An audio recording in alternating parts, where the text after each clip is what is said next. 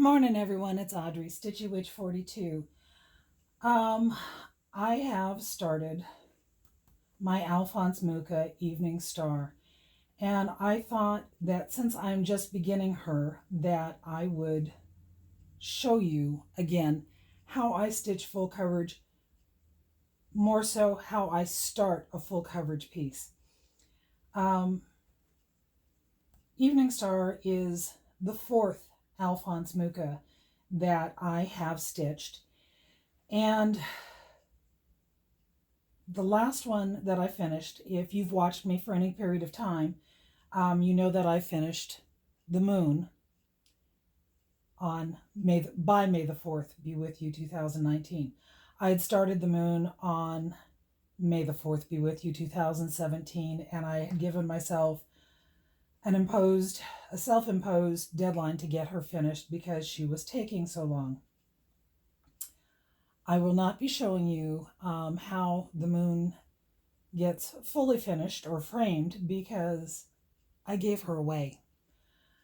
She has a new home, so her new owner gets to deal with that. And maybe someday I will get to visit her and see how she has turned out. But this is Evening Star. This is the one that I have been wanting to do for some time. This is the one that took me a while to find it, and it was actually somebody on a Facebook group who led me to Avalon Cross Stitch. So my original plan was to get things put together for her, but not to start her until the beginning of the year because it's Friday, September 20th, which means it's the beginning of fall, which means I'm going to be decorating my house for Halloween here soon. And then after that, I'm going to be putting up Christmas stuff.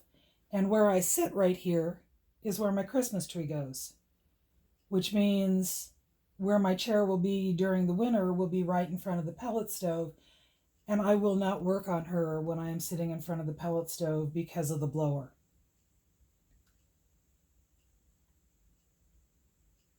But she got started sooner than I thought because I needed a mental distraction.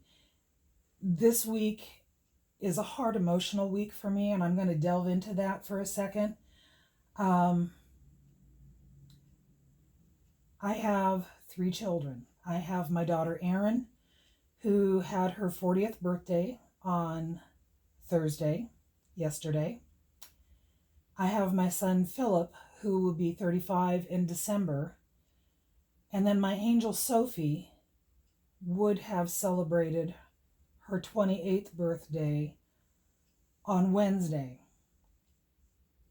But we were only graced to have Sophie in our life for 3 short days. So I refer to them as my Sophie days. September 18th, her birthday, and September 21st, the day she left us.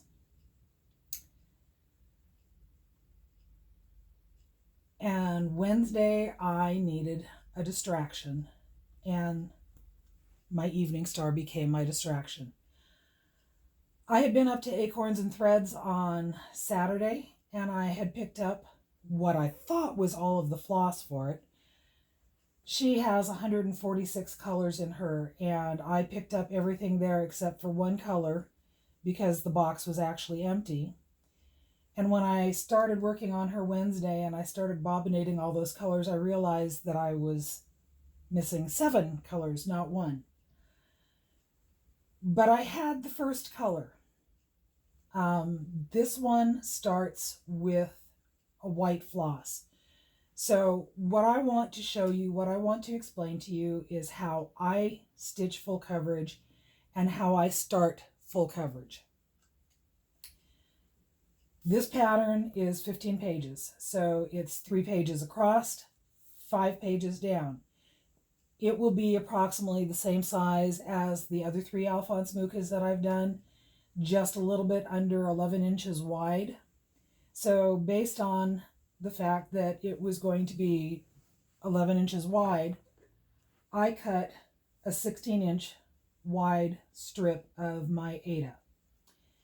And then I put it into my Edmunds floor stand. And I have to tell you, this time the way I have my Edmunds floor stand set up is probably the most even attempt I've ever made. The top and bottom bars are split rods, so you have to work the fabric in there and get it positioned, and then you have to put both of these ends into the sidebar first, and then put both of these ends in on the other side. And I usually end up with either the top or the bottom bar being out further and the fabric slightly crooked. I've had this stand for almost 20 years, and it's always been an issue for me. But this time I actually did pretty good. Now I realize, turning back and looking at my camera, it's really hard to see the colors on here because they are so light right now.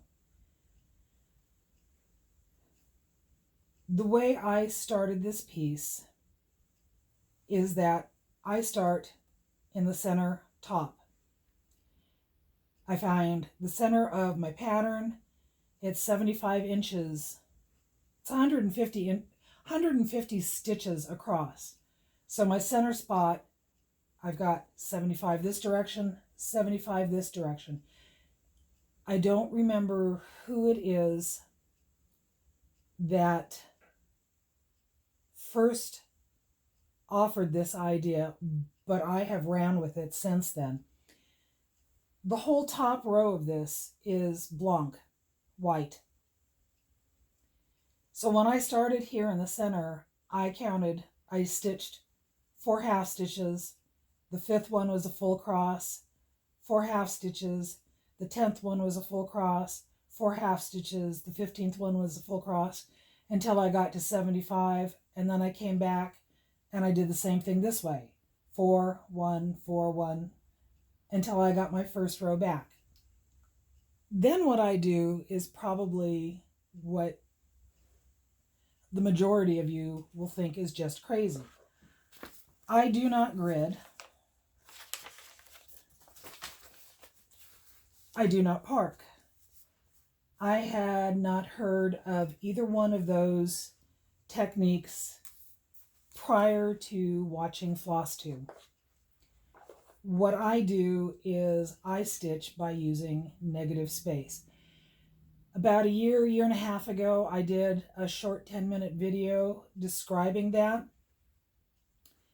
But basically what I'm doing is, as I do the stitches, and I'm working across all 3 pages, and I do about a 25 to 30 row width, and I just keep working back and forth, and I will start with a color on this side and I will work as far over as I can to this side, and then I will take another color and I'll work all the way back over to this side, and I cross over pages. So I can't tell you where the page lines are because I don't know anymore looking at them.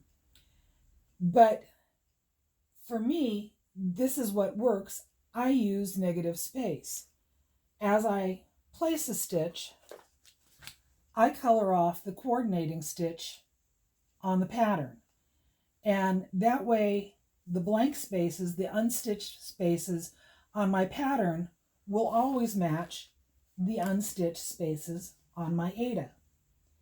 And for full coverage, I always choose Aida because it's heavier, it's cheaper, it's easier to work on, and all those things to me, if I'm going to go to the effort to do a full coverage piece, I'm just giving it extra support to the final finished product.